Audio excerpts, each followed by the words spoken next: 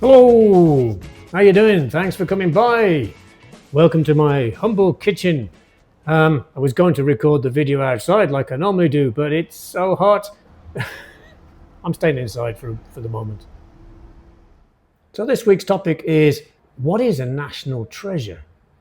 It's not gold. It's not the crown jewels of the royal family. A national treasure is in fact a person who is admired, basically universally, who is adored for their achievements, how they have represented a particular country or nation's cultural concepts. It could be somebody who has been very successful at sport, or is a famous actor, or is on TV, a musician, somebody who has done fantastic things for charity, and at the same time is a nice person. The word national treasure is used a lot in the United Kingdom, but it's not easy to actually identify who is a national treasure, because this person has to be universally admired, and that's not easy. So the clearest example in the United Kingdom is Sir David Attenborough.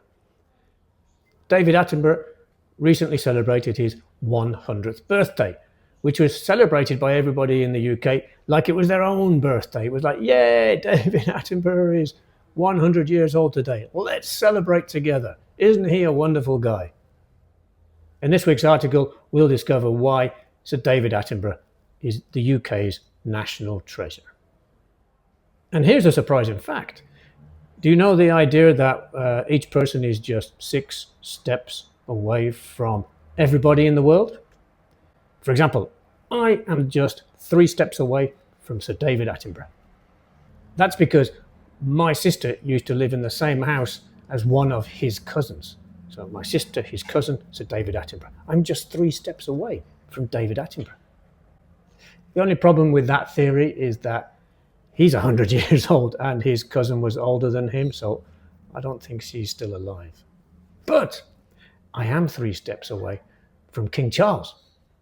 But that's a story for another day.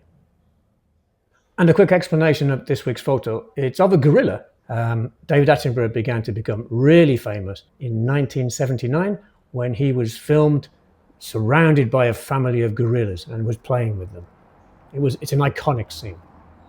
So, why is David Attenborough considered to be a national treasure? Let's find out more.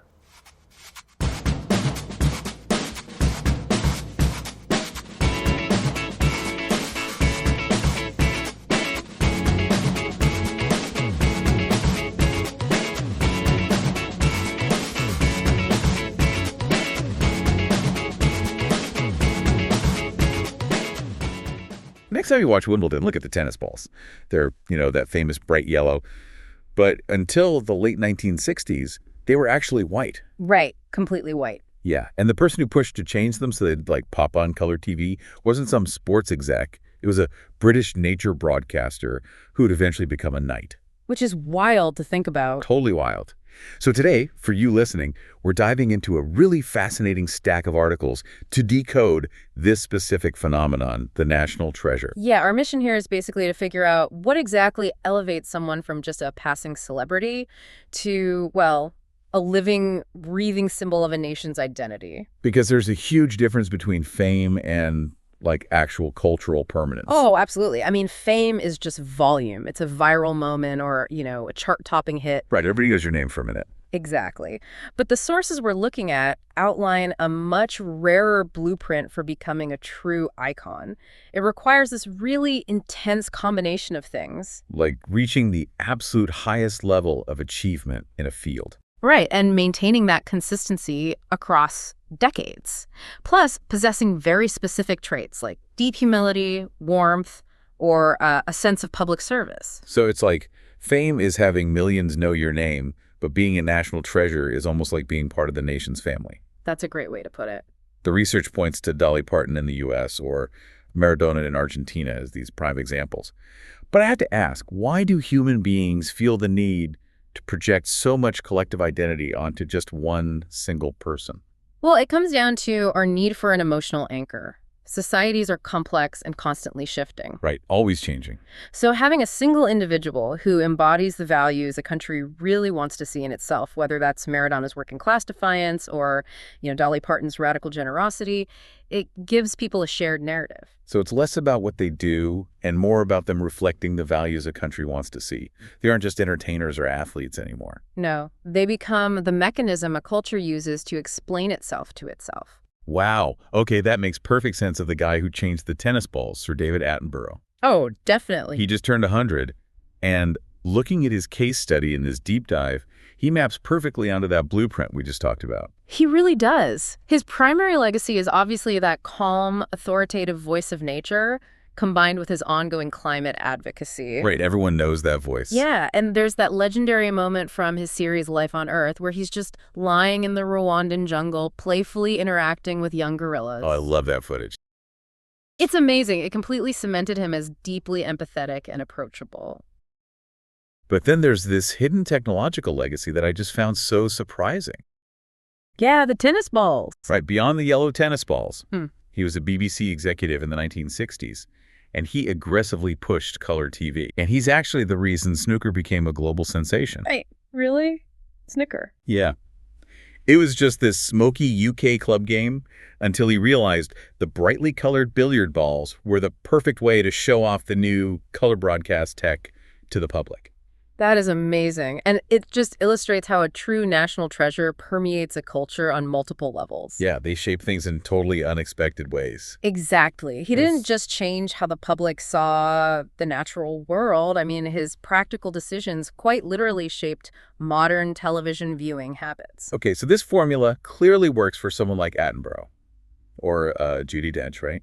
With her 60-year stage career and zero pretension. Right, a total icon. But those are very British ideals.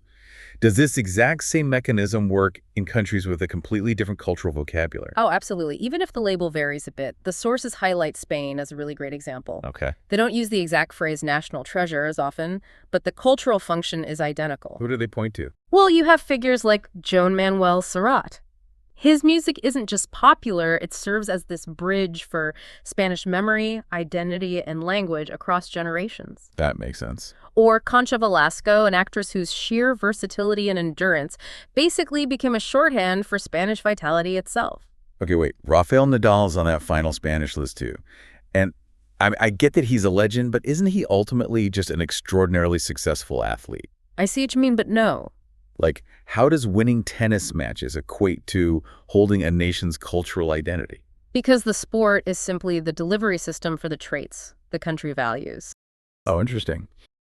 Yeah, Nadal makes the list specifically because his extreme discipline, his resilience during grueling 5-hour matches, and his public respect for his opponents, those symbolize Spain's shared values of effort and respect. Ah, so the athletic achievement gets our attention, but the character is what actually endures. Exactly.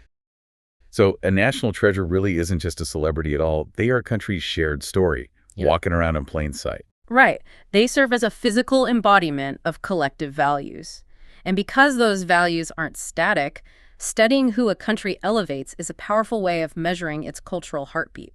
Which leaves you, our listener, with something to ponder today.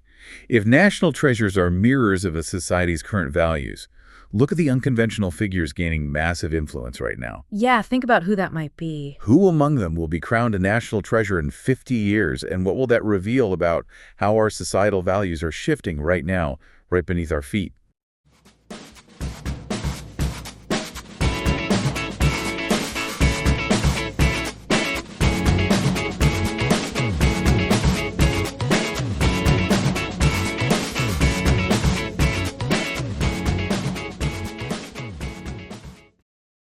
Chat about these questions and write down your opinions and ideas. 1. Describe the picture in as much detail as possible. Do you like getting close to animals? 2.